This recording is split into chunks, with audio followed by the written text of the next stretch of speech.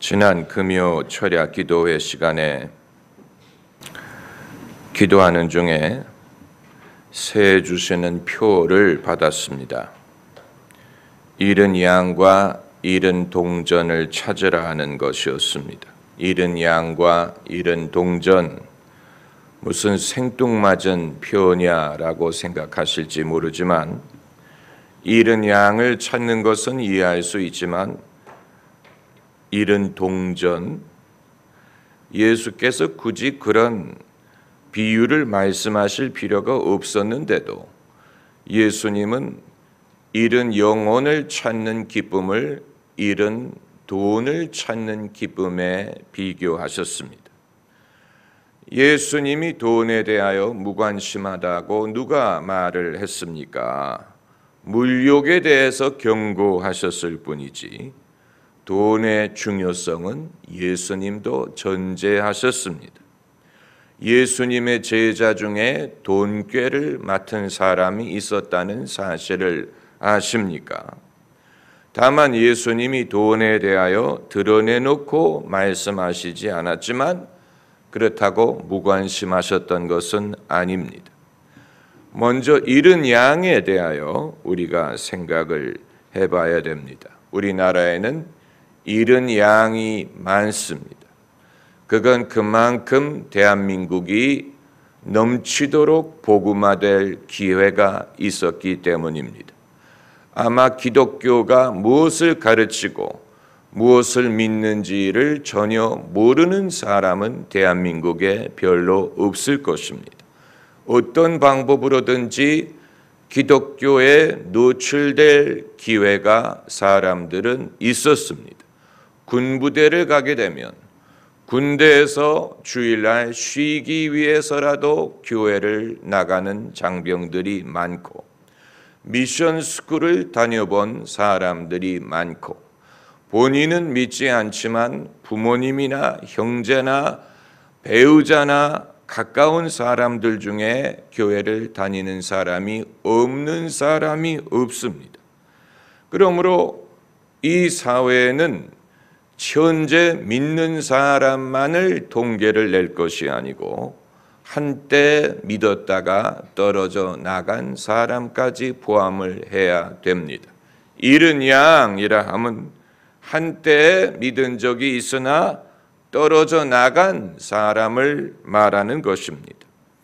이 사람들이 아직도 본인 스스로를 기독교인으로 여길 수 있습니다.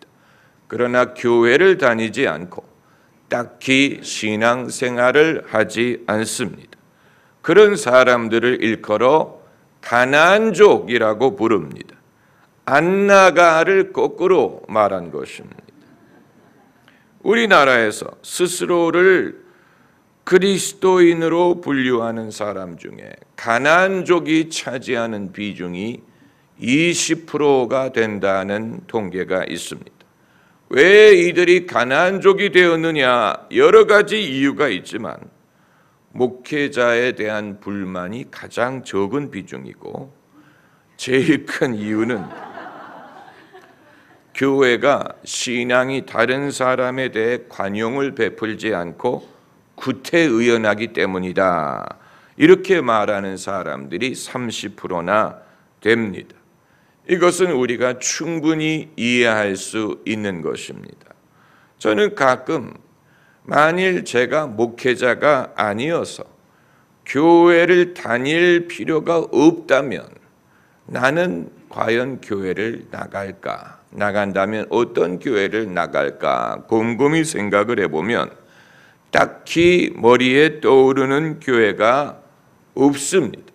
물론 하나님이 인도하실 줄 믿지만 대한민국에 교회가 많다고 해서 다닐 만한 교회가 많다는 것은 아닙니다. 우리가 한 번도 믿어본 적이 없는 사람도 전도를 해야 되지만 한때 믿다가 그만둔 사람들, 그 사람들이 더 자연스러운 전도 대상입니다. 그들은 어떤 사람들이냐? 부분적으로 전도된 사람들, 부분적으로 회심한 사람들입니다. 씨 뿌리는 비유에 나온 것처럼 길가나 돌짝밭 같은 사람들이 여기에 해당합니다. 말씀을 들어본 적이 있으나 그 말씀이 흡족한 결과를 내지 못한 사람들, 이들이 잃어버린 양이에요. 예수님은 사람을 구원하기 위하여 오셨습니다.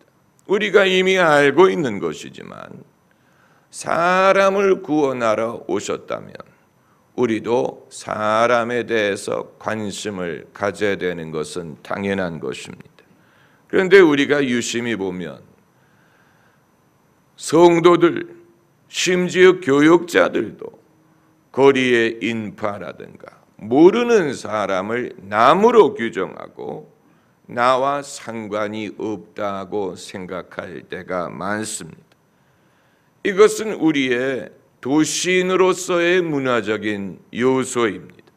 제가 어렸을 때 기억하는 것은 저희 아버님과 시장 같은 데를 갈 때 사람들이 쳐다보는 것을 느꼈고 그 눈길이 좀 불편하고 사람들이 호기심으로 이렇게 쳐다보는 것이 약간 촌스럽다고 느낄 때가 있었는데 아마 저희 아버님이 미남이었기 때문에 쳐다보는 것이었는지 모릅니다. 그러나 지금 이 시대에는 어디를 가도 사람들이 그런 식으로 호기심으로 쳐다보지 않습니다. 우리는 도시인의 생활 방식에 익숙해졌습니다. 그러나 사람에 대한 관심을 잃어버렸다면 그 말은 영혼에 대한 관심을 잃어버렸다는 뜻입니다. 여러분은 모르는 사람과 대화를 시도해 보신 적이 있습니까? 그냥 약국이 어디 있어요? 라는 차원이 아니고 모르는 사람과 한국인들은 웬만하면 대화를 하려고 하지 않고 대화에 응하려고 하지 않습니다. 성경을 보면 예수께서 모르는 사람과 대화함으로 그들의 영혼을 구원하시고 하나님의 기적을 이루실 때가 얼마나 많았는지 모릅니다. 예수님이 만일 38년 된 병자에게 내가 낫고자 하느냐 묻지 않으셨다면 그 사람을 구원하지 못했을 것입니다. 만일 예수님이 사마리아 여인에게 내게 물 좀 달라라고 대화를 시작하지 않았다면 그 영혼을 구하지 못했을 것입니다. 만일 베드로와 요한이 미문가에 앉은 뱅이에게 은과 금은 내게 없으나 내게 있는 것으로 너에게 주노라 말하지 않았다면 그 사람을 건지지 못했을 것입니다.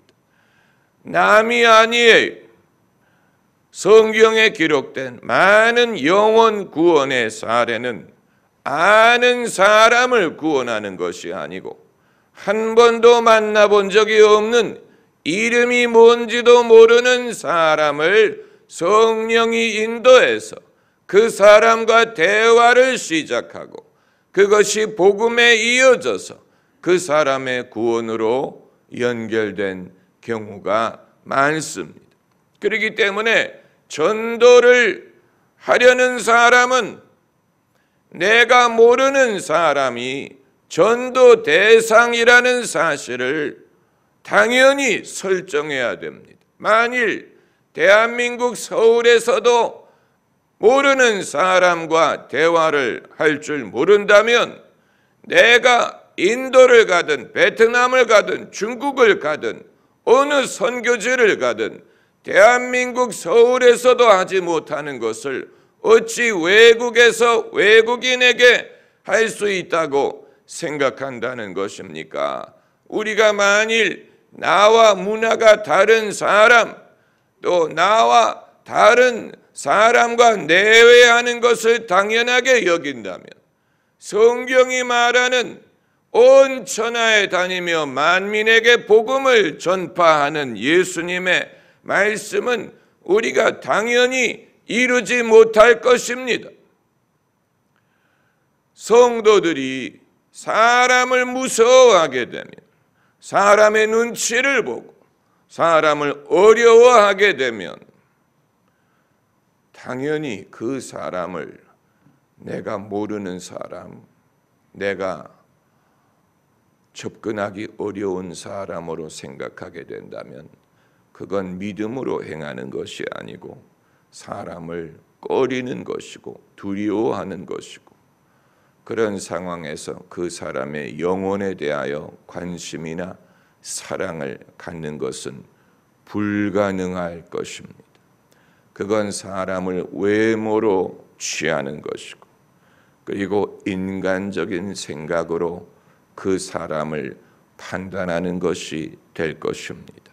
저 사람이 잘생겼느니, 부자처럼 보인다느니, 무서워 보인다느니, 나와 성격이 다른 것 같다느니, 내가 말을 걸면 차갑게 대하리라느니, 이런 모든 것은 인간적인 차원에서 사람을 바라보는 것이요, 우리가 순수함을 잃어버린 것입니다. 순수함. 저는 저희 아이가 어렸을 때부터 예쁜 여학생이 있으면 멀리서 바라보지만 말고 다가가서 말을 걸어봐라, 이렇게 누누이 가르치는데 그 녀석이 그것을 잘 하지를 못합니다. 모르는 사람과 대화를 할 수 있어야 됩니다. 이게 무슨 흑심이 있어서 그러는 것이 아니고 영혼에 관심을 갖는 것입니다. 모든 사람은 하나님의 사랑의 대상이, 그 사실을 우리가 기억해야 됩니다. 장사를 하는 사람이라면 당연히 사람의 관심을 갖습니다. 어디에 가면 사람들이 많다. 사람들이 어디에 모인대더라. 몇 시가 되면 사람들이 많이 모인다. 우리가 거리 전도를 해보니까 사람들이 어디에 많이 모이는가를 관심을 갖게 되지 않습니까? 왜냐하면 그물을 내리려면 고기들이 있는 곳에 그물을 내려야 되는데, 전도를 하려면 사람들이 많이 있는 곳에 전도를 할 필요가 있는 것이 아닙니까? 예수님은 죄인을 건지려 오셨기 때문에 어디에 죄인이 많으냐, 죄인이 많은 곳이 당연히 우리가 전도해야 될 곳입니다. 의인들이 많은 곳을 찾는 게 아니고 죄인들이 많은 곳을 찾아야 됩니다. 왜냐하면 예수님은 회개할 것이 없는 의인보다 죄인이 회개하는 것을 기뻐하신다라고 했기 때문에 우리의 생각에 변화를 가지고 와야 됩니다. 의인들이 모여 있는 곳을 찾아가는 것이 아니고 죄인들이 있는 데를 찾아가야 그들을 예수님께 돌아오게 할 수 있는 것이 아닙니까? 죄인과 같이 되라는 말이 아니고 죄인과 어울리라는 말이 아니로되 그들에 대한 관심, 애정, 그들에 대한 주님의 마음을 우리가 갖지 못한다면, 그렇다면 우리는 예수님이 말씀하신 사람 낚는 어부와는 전혀 상관이 없는 삶을 살게 될 것입니다. 올해 우리가 굿띵 페스티벌을 시도해서 주로 젊은 층을 겨냥을 했지만, 그러나 굿띵이 반드시 젊은 층을 겨냥해야 된다는 법은 없습니다. 누구를 겨냥하는 것이 좋으냐? 잘 모이는 층을 겨냥하는 것이 좋습니다. 당연하지. 아이스크림을 팔려고 했던 사람이 손님들이 초콜릿을 원하는 것을 본다면 아이스크림 대신에 초콜릿을 파는 것이 나을 수도 있는 것처럼, 그러니까 그물을 내릴 때 나는 무슨 고등어를 잡겠다, 참치를 잡겠다 이렇게 생각하는 게 아니고 어떤 생선이든지 잡히는 고기를 잡으려는 것이 어부의 마음이, 잡히는 고기를 잡는 것이 어부의 마음입니다. 사람의 영혼을 구원하는 것도 마찬가지입니다. 제가 전도사 신학생이었을 때 미국에서 어느 한인교회에 초청을 받아서 청소년들에게 설교를 해달라고 부탁을 받았어요. 가보니까 청소년들은 앞자리에 앉아있고 어머니들이 뒷자리에 앉아 계시는데, 제가 열심히 설교를 했는데 거기 있는 청소년 녀석들은 별로 은혜를 안 받는데 뒤에 있는 어머니들이 은혜를 받는 거예요. 희한한 일이 아닙니까?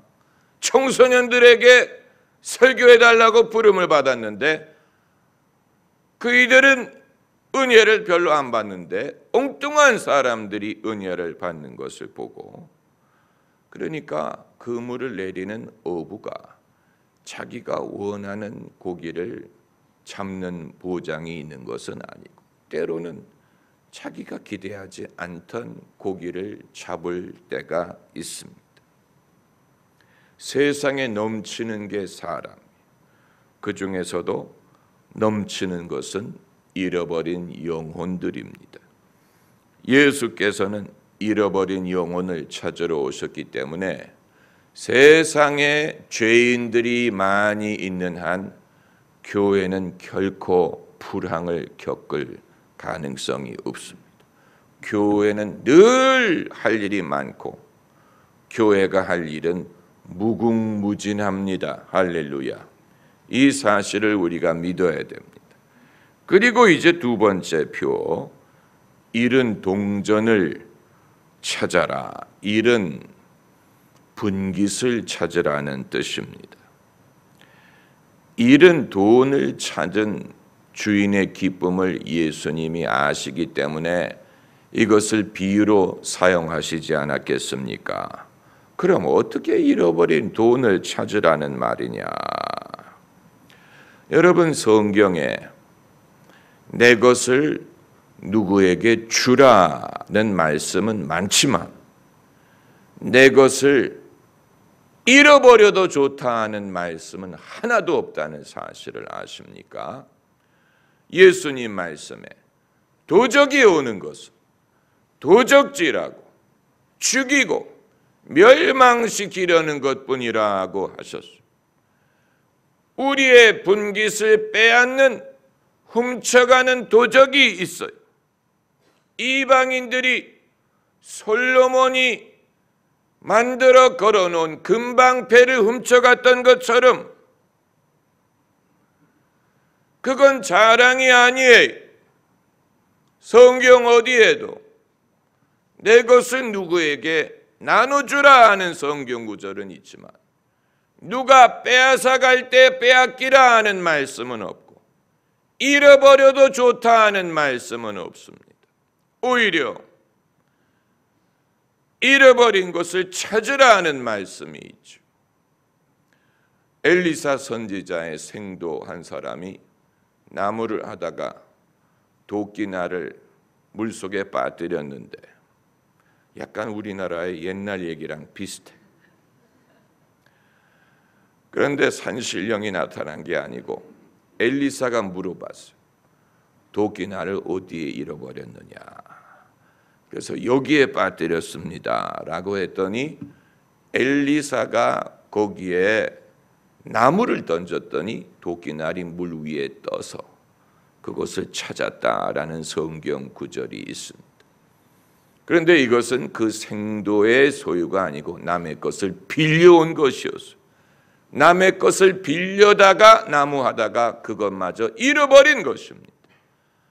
그런데 엘리사가 없는 셈 치라고 하지 않고 어디에 잃어버렸느냐를 묻고 그것을 찾도록 도와주었다라고 했습니다. 잃어버리는 것은 하나님의 뜻이 아니에요. 오늘 본문에서도 잃어버린 것을 찾았다는 비유가 3가지나 등장합니다. 잃어버린 양, 잃어버린 동전, 잃어버린 아들, 셋 다 잃어버렸는데 예수님은 어디에서도 없는 셈 치라고 하지 않았어요. 잃어버린 양 없는 셈 치라고 하지 않았고, 잃어버린 돈 없는 셈 치라고 하지 않았고, 잃어버린 아들 없는 셈 치라고 하지 않았어. 셋 다 찾았다는 것이 비유의 내용이.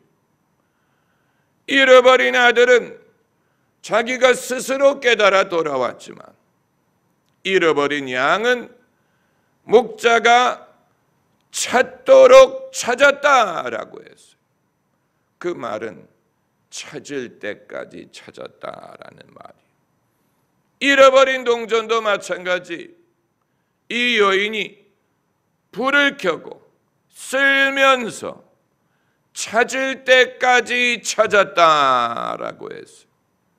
잠시 찾다가 없으면 포기한 게 아니고 찾을 때까지 찾았다라고 했어요. 예수님 말씀에 찾아라 그리하면 찾으리라는 말씀이 헛된 말씀이 아니에요. 왜 찾으라고 했습니까? 잃어버리기 때문에 찾으라는 것입니다. 그냥 구하면 주시리라고만 말씀한 게 아니고, 문을 두드리면 열리리라고만 말씀한 게 아니고 찾으라고 말씀하셨어요. 왜 찾으라는 말입니까? 잃어버리는 게 있기 때문에 찾으라는 것입니다. 찾으면 찾으리라고 하셨어요. 없는 셈 쳐도 되는 게 아닙니까? 아니에요. 성경 말씀에 하나님의 은사와 부르심에는 후회함이 없다라고 했습니다. 그 말은 잃어버려지지 않는다는 얘기. 하나님이 내게 주신 은사나 부르심은 나는 잃어버린 줄 알았지만 잃어버려지는 게 아니라는 얘기. 그게 후회하심이 없다는 뜻입니다. 한 번 주신 은사는 영원한 은사, 한 번 주신 분기 또 영원한 분기시. 내가 잃어버린 것 같다고 잃어버려지는 게 아니에요. 여전히 나의 것이라는 얘기입니다. 그렇기 때문에 찾아야 찾을 수 있습니다. 아마 여러분 중에는 이론적으로는 이해를 하겠지만 목사님 무리한 요구를 하시는 것 아닙니까? 라고 묻는 분이 계실 텐데, 여러분 잃어버린 양을 찾을 수 있다고 믿어야 잃은 양을 찾을 수가 있고, 잃어버린 동전을 찾을 수 있다고 믿어야 그것을 찾습니다. 많은 사람들은 거기에 대한 믿음이 없어요. 잃어버렸으면 끝나는 줄로 알아요. 예수님이 이 말씀을 하신 이유는 찾을 수 있다고 믿게 하기 위한 것입니다. 잃어버린 동전이든 잃어버린 아들이든 잃어버린 양이든 찾으면 찾을 수 있기 때문에 이 말씀을 하신 것입니다. 그렇기 때문에 우리에게는 믿음이 필요합니다. 믿음. 내가 이것을 도로 찾으리라. 이것은 여전히 내 것이다. 하나님이 내게 주신 것이다. 하나님이 주신 것은 후회하지 않는다고 했다. 여전히 내 것이다. 그러므로 내가 찾도록 찾으리라. 이 요한복음에 나를 보내신 이의 뜻은 내게 주신 자 중에 내가 하나도 잃어버리지 아니하고. 하나님의 뜻은 잃어버리는 게 아니에요. 잃어버리는 것은 하나님의 뜻이 아닙니다. 찾도록 찾아야 됩니다. 불을 켜고 쓸면서 찾도록 찾으면 찾으리라고 하셨습니다. 할렐루야. 기도하십시다.